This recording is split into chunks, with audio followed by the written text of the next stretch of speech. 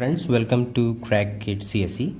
And in the previous video we have discussed what is computer architecture and what kind of categorization we have in computer architecture, like von Neumann architecture or Harvard architecture. And in this particular video we will be understanding what is the difference between computer architecture and computer organization, and what is the specific role of architecture and organization. Right, so without wasting time, let's start with the computer architecture first.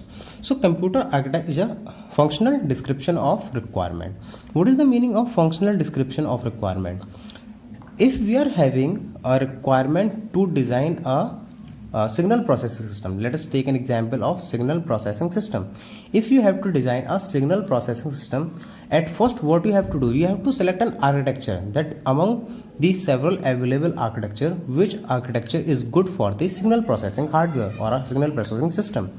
And then you have to design all the implementation of all parts of computer. So the computer architecture describes that what needs to be done and what are the different components that we need to use. Once the computer architecture has been selected, then we move on to the computer organization. So the computer organization comes after computer architecture, because this computer architecture describes how the operational attributes are linked and how they can contribute to the architecture specification. So what was the specification we are taking as an example, like signal processing system? So first we have identified the architecture, we have identified the component that we have to use, and then we moved on to the computer organization. And in computer organization we will be understanding, we will be explaining that what is the task of each particular component, how all these operational components will be working together to find out a achievement to generate the specific computer architecture as per the requirement. Right, so I hope you got an idea that what is the difference between computer architecture and computer organization. Let's quickly try to understand the difference among these two in a brief manner.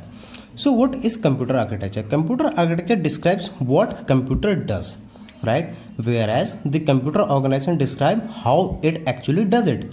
So what is the difference? It tells you what needs to be done and it tells you how it needs to be done. The computer architecture deals with the functional behavior of the system, that what it will be generating.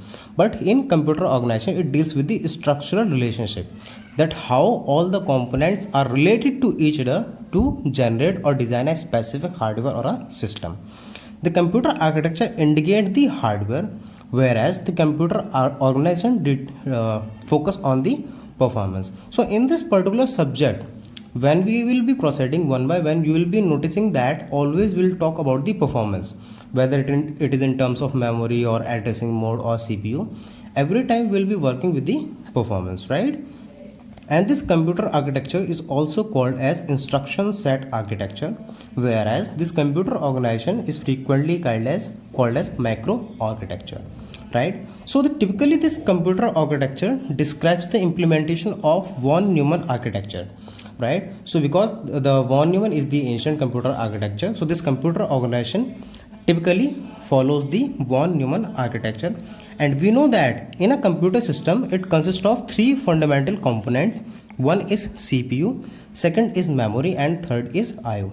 So we will be going on with one by one with all these three to understand how actually the CPU works, how the processing takes place in a computer organization, how the memory storage or memory management is done, and how input and IO are handled, whether it is interrupt or any other thing, right? So we will be having a detailed discussion over all these things from now onwards. And in the next video I'll be explaining you the memory organization, that what are the different memory organizations we have, how actually the memory is stored, how CPU generates the memory request, and all. So the next lecture will be focusing on the memory organization. So I hope you got a bit of idea about the computer organization and architecture and the difference among these two. So if you found this particular video useful, like this video and share it with your friends. And if you are new to this channel, please subscribe the channel and make sure you press the bell icon. Thank you for watching. Keep supporting, keep learning. Have a great day.